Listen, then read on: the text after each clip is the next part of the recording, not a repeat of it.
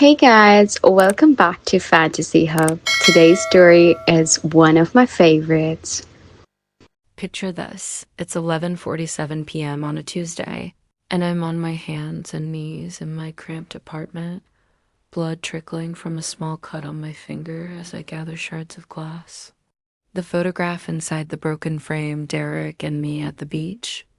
Last summer stares back at me with its cruel irony. We look so happy. God, was I ever that naive? You're nothing without me, Bailey. Who else would want a pathetic massage therapist? Those words were still ringing in my ears, each syllable, a knife twisting deeper. Derek had thrown that frame at the wall just minutes before, missing my head by inches. His face had been twisted with a rage I'd never seen before, even though I'd seen plenty of his anger over the past 2 years. I want you to understand. Something, I'm not the type of woman you'd expect to end up in this situation. I have a successful massage therapy practice, my own car, my own apartment. I'm independent, or at least I thought I was. But Derek had this way of making me feel like I was drowning in my own inadequacy. That night, he'd accused me of cheating because I came home 20 minutes late. The truth? I'd sat in my car in the driveway for those 20 minutes, crying, and gathering the courage to walk through my own front door. How pathetic is that? Being afraid to enter your own home? But something was different that night. As I sat there bleeding onto those glass shards, something inside me finally broke, not in defeat, but in rebellion. I was done. I was so completely, utterly done. The next day, I called in sick to work. I couldn't face touching other people, helping them heal, when I felt so broken myself. Instead, I found myself at Scoops and Smiles, this little ice cream parlor downtown that I'd driven past 100 times but never entered. I ordered the biggest sundae. They had chocolate fudge with extra everything and sat in the corner booth, staring at it like it held the answers to my life. The place was nearly empty, just soft jazz playing and the gentle hum of the freezer cases. I felt invisible, which was exactly what I needed. That's when she walked in. I noticed her immediately because, honestly, how could you not? She was tall, probably 5'9" in her heels, with this presence that seemed to command the entire room without her even trying. Her suit was tailored perfectly, her dark hair pulled back in a way that looked effortless, but probably took 20 minutes to achieve. She moved with the confidence of someone who'd never doubted herself for a single day.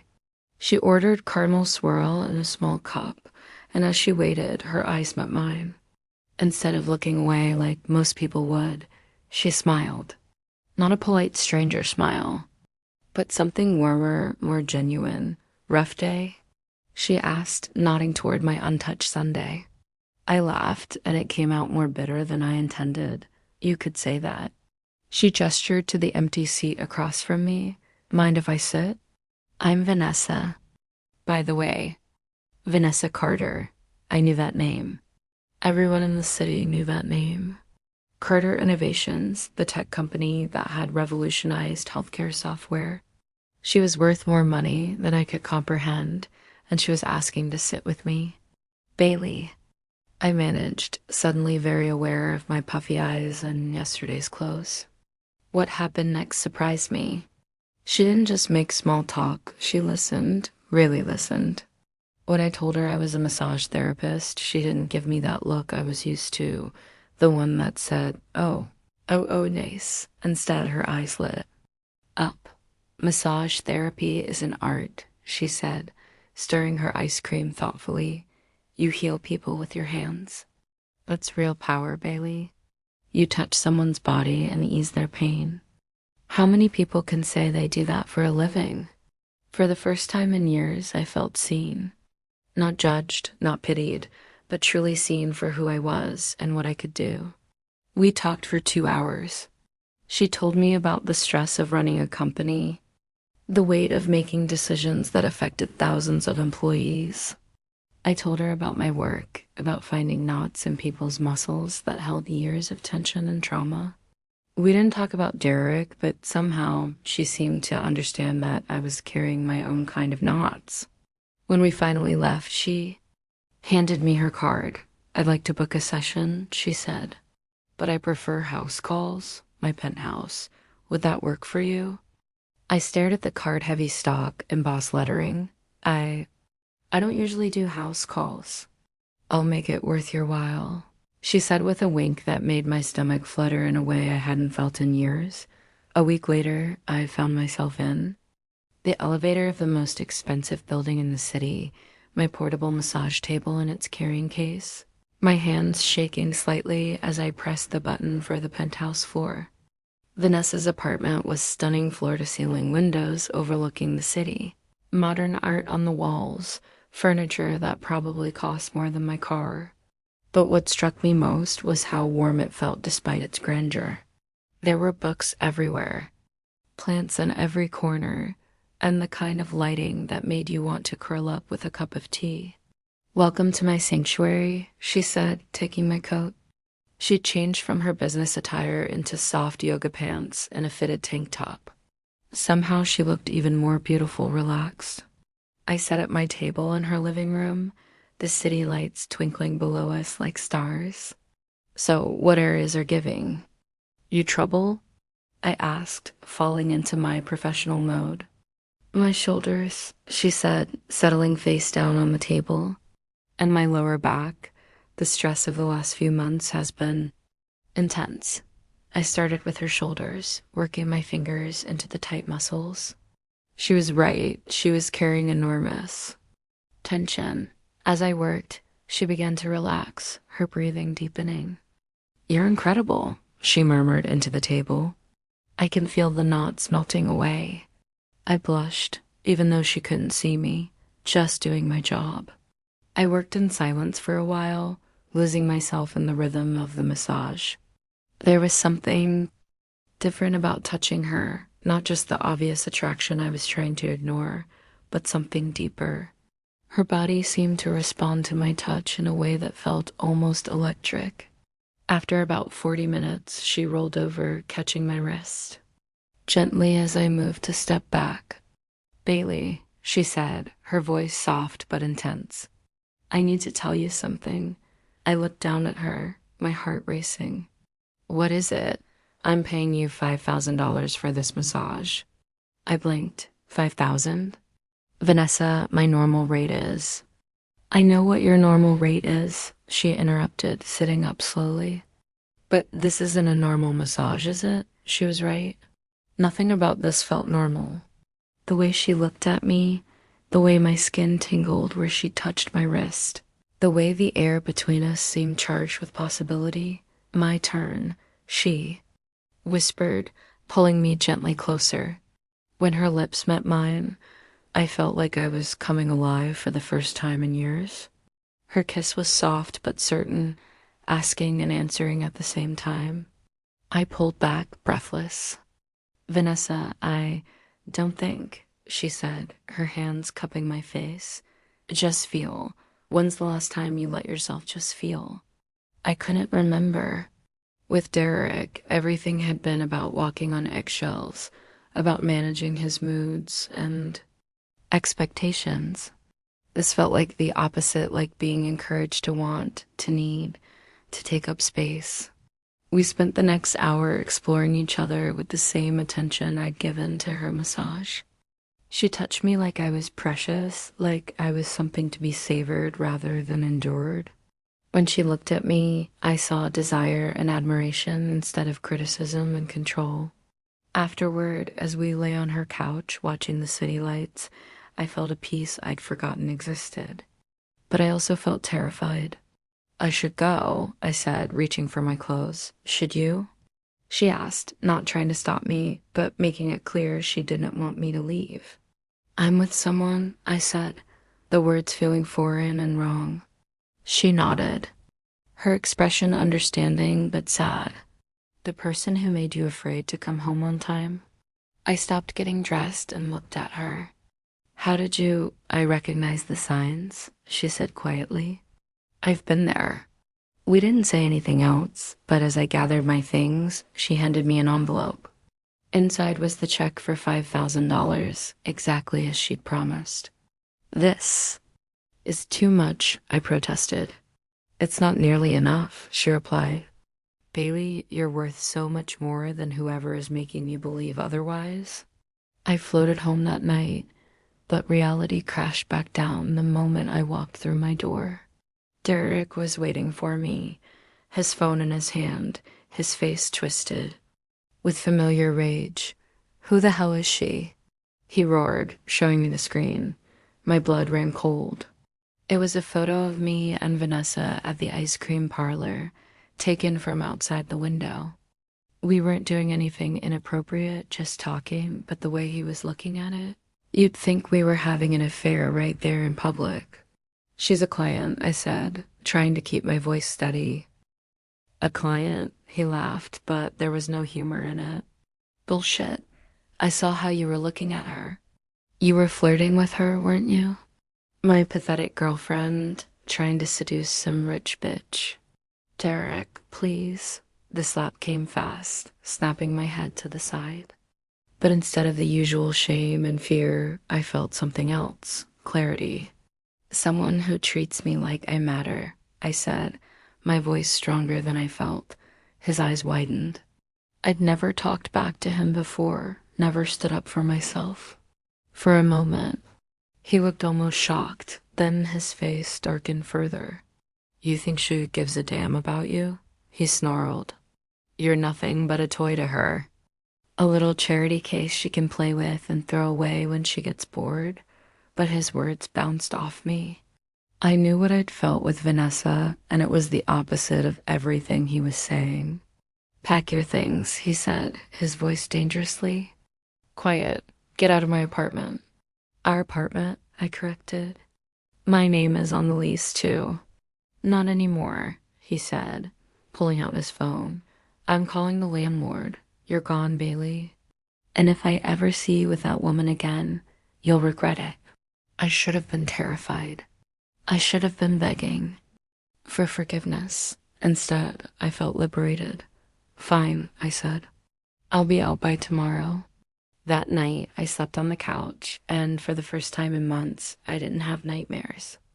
I called Vanessa the next morning, my hands shaking as I dialed her number. Bailey? She answered on the first ring. Are you okay? You sound upset. He found out, I said, my voice breaking, about the ice cream parlor. He threw me out. Where? Are you now? A motel downtown? I didn't know where else to go. Give me the address. I'm coming to get you. 20 minutes later, she was there, looking fierce and protective in a way that made my heart skip. She didn't ask questions, just helped me load my pathetic collection of belongings into her car. You're staying with me, she said as we drove. Toward her building. Vanessa, I can't. You can and you will. At least until you figure out what you want to do next. Over coffee in her kitchen, I told her everything. About Derek's controlling behavior, the emotional abuse, the way he'd systematically isolated me from my friends and family. She listened without judgment, her jaw tightening with each revelation. He's going to come after you, she said finally. Men like him don't just let go. She was right. My phone had been buzzing nonstop with calls and texts from him. At first, they were angry, then pleading, then threatening. I'd stopped reading them. I have an idea, Vanessa said, reaching across the table to take my hand. It's a little crazy, but it might work. She pulled out a small velvet box, opening it to reveal a stunning diamond ring. Let him think we're engaged. He'll be so focused on trying to get to me that he'll leave you alone long enough for us to figure out a permanent solution. I stared at the ring. Vanessa, that's fake, she said with a grin, but it looks real enough, doesn't it? The plan was bold, maybe even reckless. But as I slipped that ring onto my finger, I felt something I hadn't experienced in years. Hope.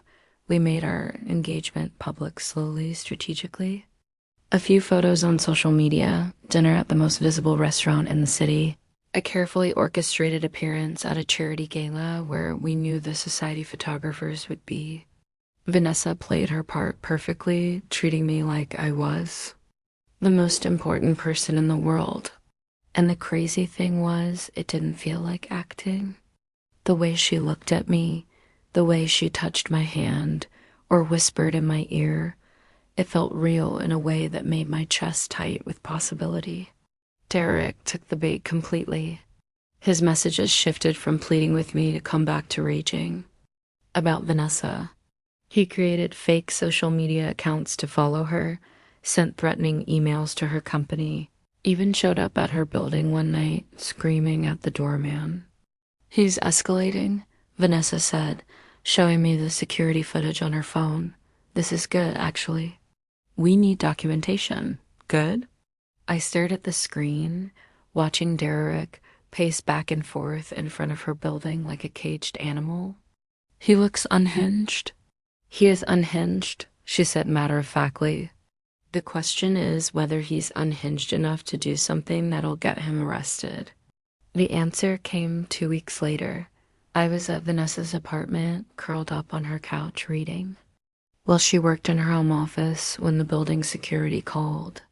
Miss Carter, there's a man here claiming to be Miss Taylor's boyfriend. He single quotes S. very agitated. He says he needs to speak with her immediately. Vanessa appeared in the doorway, her expression grim. Call the police, she told the guard. Do not let him up here under any circumstances. But Derek had apparently anticipated this. While the guard was on the phone, he'd somehow made it past the front desk and was pounding on the penthouse door. Bailey, I know you're in there. Open this door right now. Each bang made me flinch. Vanessa put a protective arm around me, her other hand on her phone. This is Vanessa Carter in the penthouse, she said to the 911 operator. My girlfriend's ex-boyfriend is here and he's making threats. We have a restraining order. We didn't actually have a restraining order yet, but the lie would help get the police here faster. You ruined everything. Derek was screaming now. She was mine. We were happy until you came along with your money and your fancy apartment. Bailey was never yours, Vanessa called back through the door. She's not property. Shut up. Something heavy hit the door. You don't know her like I do. You don't know what she needs. What she needs, Vanessa said, her voice carrying clearly through the solid wood, is someone who treats her with respect. Someone who builds her up instead of tearing her down. Respect. Derek's laugh was ugly. She's a masseuse. She touches people for money. What's respectable about that? That's when I found my voice. More respectable than what you do. I called out. The pounding stopped. Bailey, baby, is that you? Come out here and talk to me. This is all a misunderstanding. The only misunderstanding, I said, surprised by how steady my voice sounded, is that I ever thought you loved me. The silence stretched out, and for a moment I thought maybe he'd left. Then he spoke again, his voice different, cold and calculating. You think she loves you? You're just her midlife crisis, Bailey. Her little walk on the wild side. When she gets bored, she'd throw you away like yesterday's trash. His words hit their mark. I felt Vanessa tense beside me. Don't listen to him, she whispered. She's using you, Derek continued. Rich people like her, they collect broken things. It makes them feel good about themselves. But eventually, they get tired of their charity projects. That's enough, Vanessa said, her voice sharp with anger. Oh, did I hit a nerve? Derek's voice was triumphant. The truth hurts, doesn't it? You're slumming it with my girlfriend. Pretending to be some kind of savior. Your girlfriend? Vanessa's voice rose. Bailey is not your girlfriend. She's my fiancée, and she's worth 10 of you. The word fiancé hit me like a physical blow. Even knowing it was part of the act, hearing her say it with such conviction made my heart race. Fancy. Derek's voice cracked. You're lying. Ask her yourself, Vanessa said. I took a shaky breath. It's true, Derek. I'm engaged to Vanessa. The explosion that followed was immediate and terrifying. Derek threw himself against the door with such force that the frame actually cracked.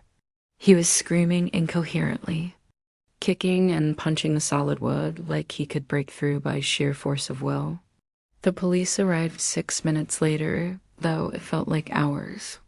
When they finally hauled him away, he was still screaming threats about what he'd do to both of us. The restraining order was granted immediately.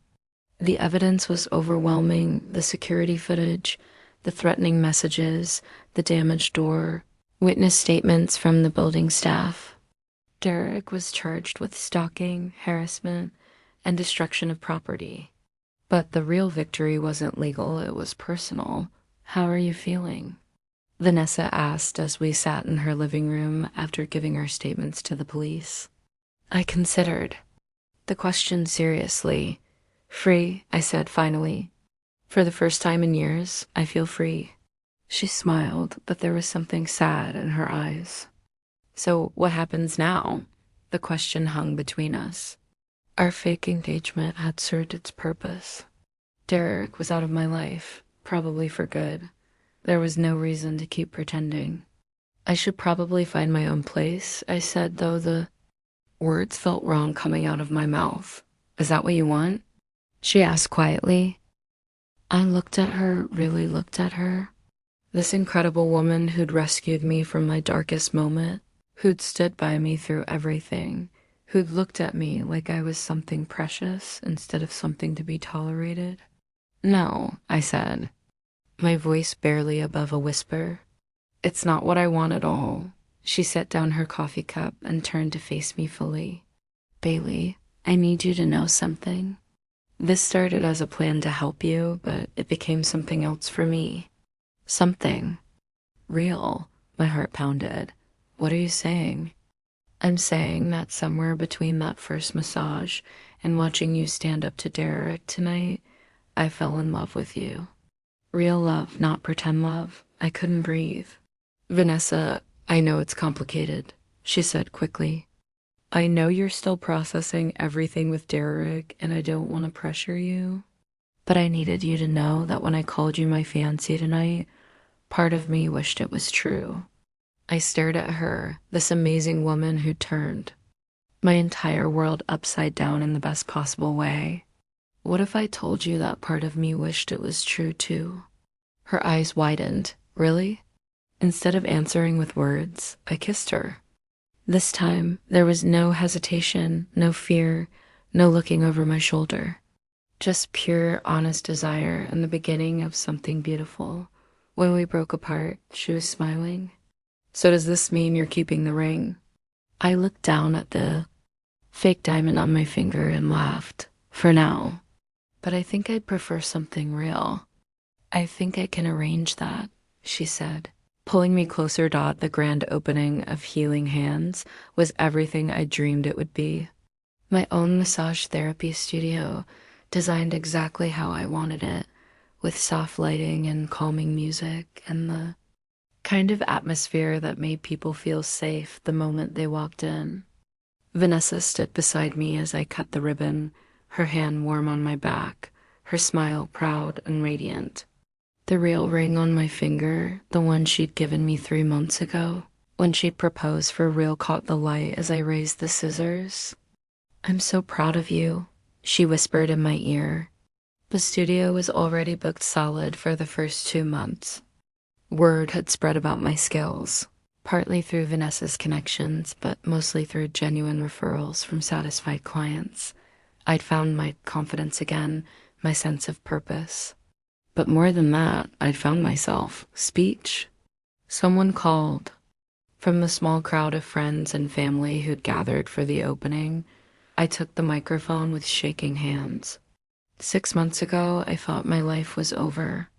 I was trapped in a situation that I couldn't see a way out of, convinced that I was worthless and that no one would ever really love me.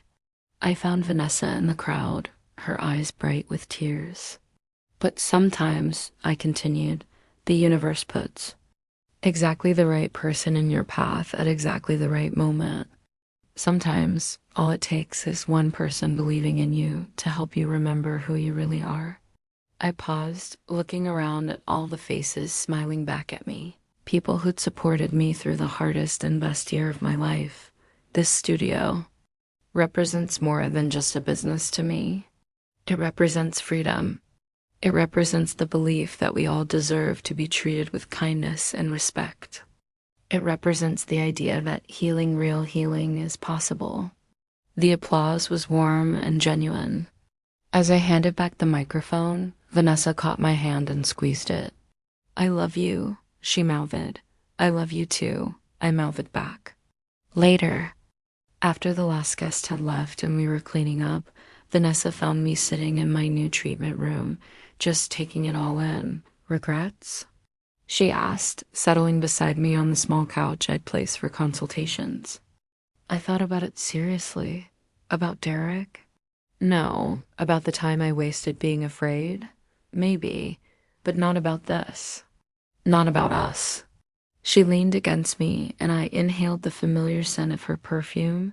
"What are you thinking about?" "That day. At the ice cream parlor," I said. "If you hadn't walked in, if you hadn't talked to me, ... But I did," she said simply. "And you talked back. You were brave enough to let me in." "I was desperate enough," I corrected. "Same thing sometimes." We sat in comfortable silence for a while, watching the city lights twinkle through the windows of my studio. My studio, the word still gave me chills. "Vanessa?" I said eventually. "That first massage, when you paid me $5,000, was that really about the massage?" She laughed, the sound rich and warm. "Partly. You are incredibly skilled, and I did have terrible knots in my shoulders." "And the other part?" She turned to look at me, her expression serious. "The other part was about seeing someone amazing who didn't know how amazing she was. It was about wanting to give. You something that felt like what you're worth. And now I get to spend the rest of my life showing you what you're worth," she said, kissing me softly. "And it's going to take a very long time because you're worth more than you know." As we locked up the studio and walked to her car I thought about how much had changed. I'd gone from being afraid to walk through my own front door to opening my own business. From being told I was worthless to being with someone who saw value in me that I was still learning to see in myself. It wasn't a fairy tale. We'd had our struggles, our doubts, our moments of uncertainty. But it was real. It was built on honest communication, mutual respect, and the kind of love that makes you want to be better rather than making you feel small. "Ready to go home?" Vanessa asked as we got into her car. "Yeah," I said, looking at the ring on my finger, thinking about our apartment, and the life we were building together. "I'm ready." And for the first time in years, I truly was.